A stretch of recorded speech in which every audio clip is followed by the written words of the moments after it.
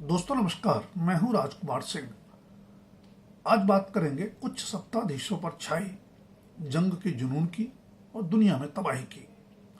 17 दिनों से America, Israel और ईरान के बीच जारी जंग को लेकर इन देशों के अपने अपने तर्क हैं और अपनी अपनी सफलता के दावे भी, पर हकीकत दिनों दिन डरावनी होती जा रही है। अमेरिका और इजराइल ने हमले के पहले ही दिन 28 फरवरी को सर्वोच्च नेता अयातुल्ला अली खामेनेई समेत ईरान के 40 शीर्ष नेताओं को मार गिराया, मगर वहां नेतृत्व परिवर्तन कर कठपुतली सरकार बनाने का उनका सपना अधूरा है। दुनिया का दरोगा बनने को आकुल अमेरिकी राष्ट्रपति डोनाल्ड ट्रंप ने जोर देकर कहा भी कि नया सर्वोच्च नेता चुनने का अधिकार उन्हें ही मिलना चाहिए, लेकिन उनकी ख्वाहिश को धजा बताकर ईरान ने खामेनेई के बेटे मोज्तबा को ही अपनी बागडोर सौंप दी।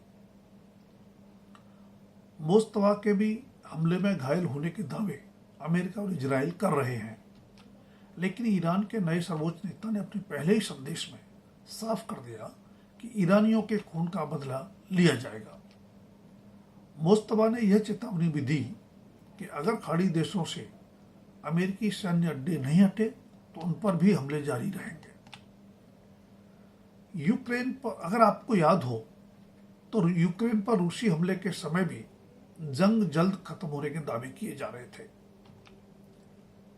पर 4 साल बाद भी जंग जारी है। बेशक मीडिया में कवरेज घटा है, पर जारी जंग में लगभग 18 लाख लोग मारे जा चुके हैं।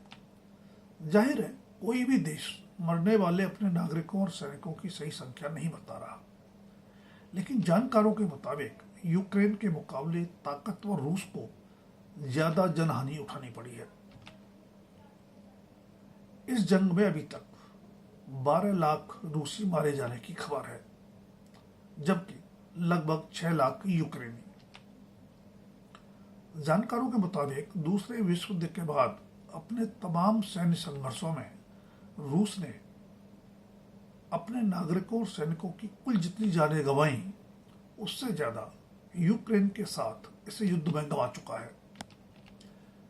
2022 में जब रूस और यूक्रेन के बीच युद्ध शुरू हुआ तो भारत के प्रधानमंत्री नरेंद्र मोदी समेत कुछ देशों के नेताओं ने युद्ध विराम की कोशिशें की थी। 20 जनवरी 2025 को, यानी पिछले साल, दूसरी बार अमेरिकी राष्ट्रपति का पद संभालने वाले डोनाल्ड ट्रंप ने कई बार दावा किया कि बस युद्ध समाप्त होने ही वाला है।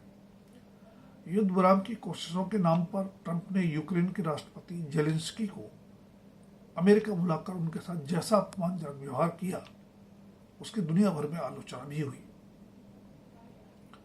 युद्ध विराम के लिए ट्रंप ने पुतिन से भी कई बार बात की, लेकिन बात आज तक बनी नहीं। ट्रंप दुनिया भर में कई युद्ध विराम कराने के दावे करते हुए अपने लिए शांति का नोबेल पुरस्कार मांगते रहे हैं, लेकिन सच ये है कि इजराइल के साथ मिलकर ईरान पर हमले से खुद उन्होंने दुनिया को एक बड़ी जंग में और उसकी आग में धकेल दिया है। अगर रूस और यूक्रेन के राष्ट्रपतियों के पास अपनी जंग को सही ठहराने के तर्क हैं, तो इजराइल, अमेरिका और ईरान इस मामले में पीछे कैसे रह सकते हैं।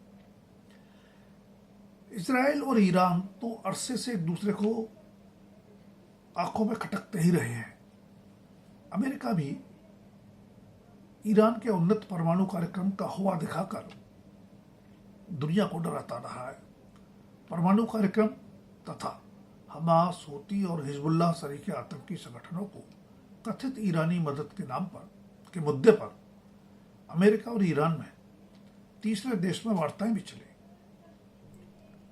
26 फरवरी को जिनेवा में हुई वार्ता में ईरान परमाणु कार्यक्रम सीमित रखने पर राजी भी हो गया था, बशर्ते उसके विरुद्ध 1979 यानी 1979 से लागू अंतर्राष्ट्रीय प्रतिबंध हटा लिए जाएं, जिनके चलते उसकी अर्थव्यवस्था चौपट हो चुकी है।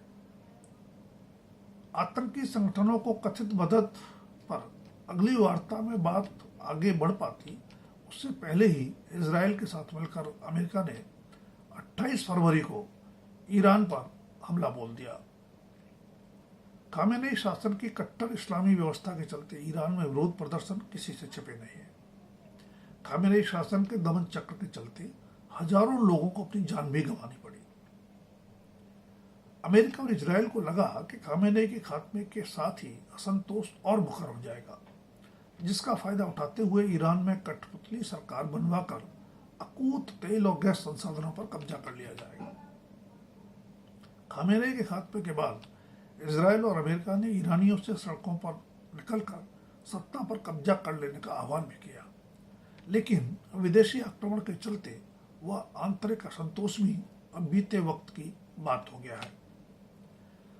1979 से ही अंतर्राष्ट्रीय प्रतिबंध झेलने के बावजूद ईरान आधुनिकतम हथियारों से लैस अमेरिका और इजराइल को जैसा मुंह तोड़ जवाब दे रहा है, उससे लगता नहीं कि यह युद्ध जल्द समाप्त होगा।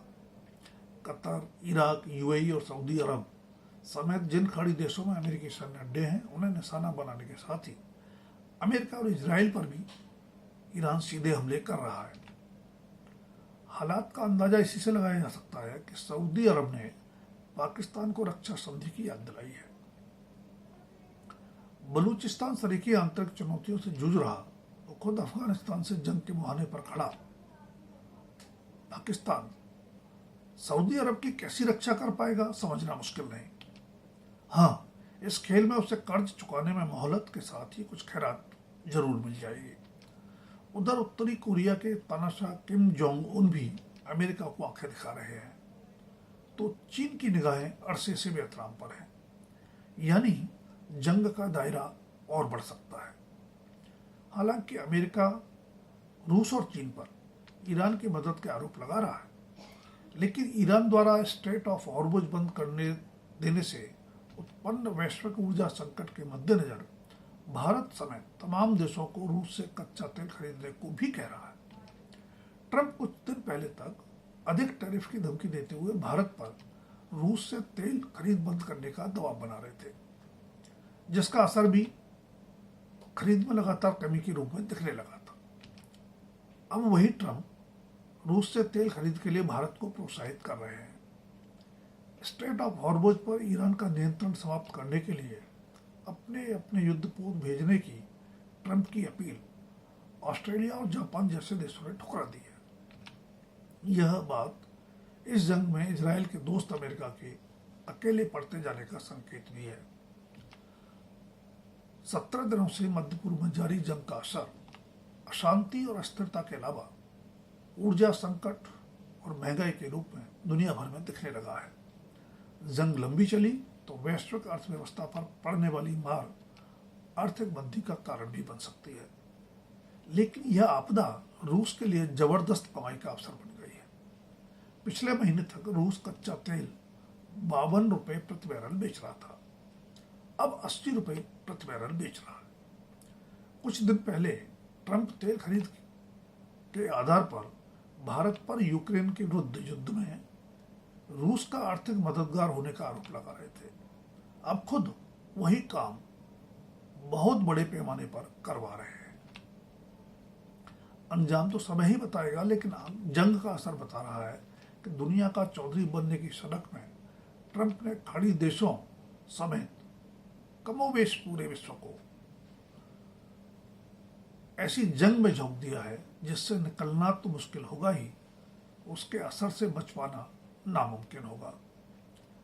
दोस्तों, अगर वीडियो पसंद आए तो लाइक, शेयर और सब्सक्राइब अवश्य करें। दुनिया में जंग और तबाही पर अपनी राय भी कमेंट बॉक्स में दें। धन्यवाद। अभी के लिए इतना ही। जल्द फिर मिलेंगे किसी नए विषय के साथ।